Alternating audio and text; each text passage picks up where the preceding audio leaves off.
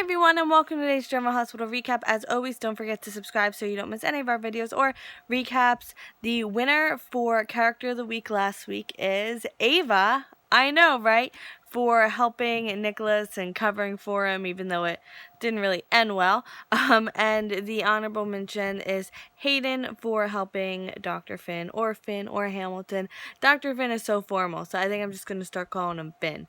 Lots of moving around today, so let's get right to it. At ALEXIS' house, Alexis is being put under arrest. Sonny objects, but he doesn't really have a leg to stand on. Nathan Mirandizes her, and Alexis tells Sonny to call Diane, and he does. At Dr.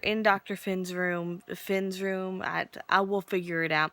Hayden stayed with him and took care of Roxy while he passed out because he was in no condition to, and he thanks her for sticking around, and she kind of makes it seem like a selfish thing, like, well, she has nothing to go back to anyway, but honestly, I really think she did it out of the goodness of her heart, and she feels, then she starts talking about Nicholas, and she feels that he saw through her facade and still loved her before, he found out everything, and Finn wants to go to the hospital, she won't let him, because, first of all, it's probably not the best idea, and second of all, he's so dizzy he can hardly stand, and he says that he left something in his locker, and she says that she'll go.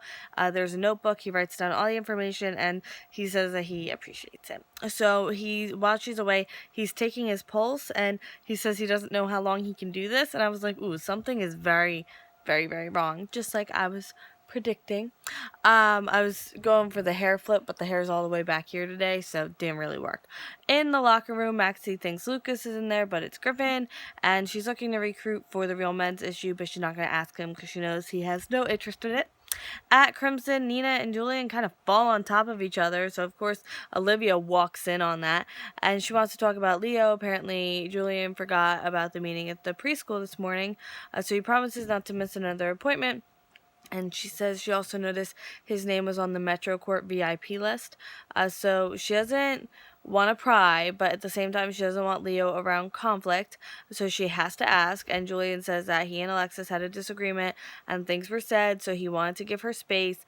And Olivia asks if he's back in the business. He says he wouldn't do anything to put Leo in harm's way, which really isn't. It was a yes or no answer. That was not a response to it. And she tells him to go home and work things out. At the PCPD, Paul, Anna, and Jordan kind of all have their heads together, and Anna questions the decision to arrest Alexis.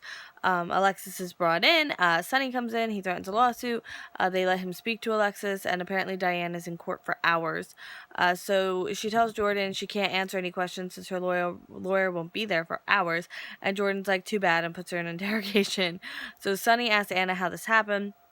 Anna says that the evidence says Alexis did it, and she had a window of opportunity. Sonny doesn't buy their timeline. Anna says she agrees with him, and says that Julian is the only one who can save Alexis. So if that doesn't give you an idea of where they're going with this. So Paul and Jordan tell Alexis they're blanketly searching the house, and if they're gonna find anything, even if she thinks she destroyed it, and she still refuses to talk. But Paul and Jordan tell Anna that Alexis seems to be worried about something, and Anna wants to ask a few questions, so she goes in there alone, and she's working the "we're very alike," I was kind of involved in this life too with Duke, and she really tries to relate the relationships. At the hospital, Liz sees an article about the recent killings. Franco gives his view on what happened and says, the first two were opportunistic and Lucas was in the wrong place at the wrong time. Franco believes there's good and bad doctors, and that there's like the healers and then the ones with the God complex. And then Elizabeth starts to get a little freaked out. So he's like, I don't do that anymore. Murder. The that in that sentence is murder. So, don't know how comforting that would make me feel. So Nina comes in to talk to Franco. She awkwardly asks him to be in the magazine, and she tells him the angle they're going with it, with the objectification, and he respectfully declines. And then she legit propositions him. So she wants a friends with benefits type deal, even though she didn't even know that was a thing.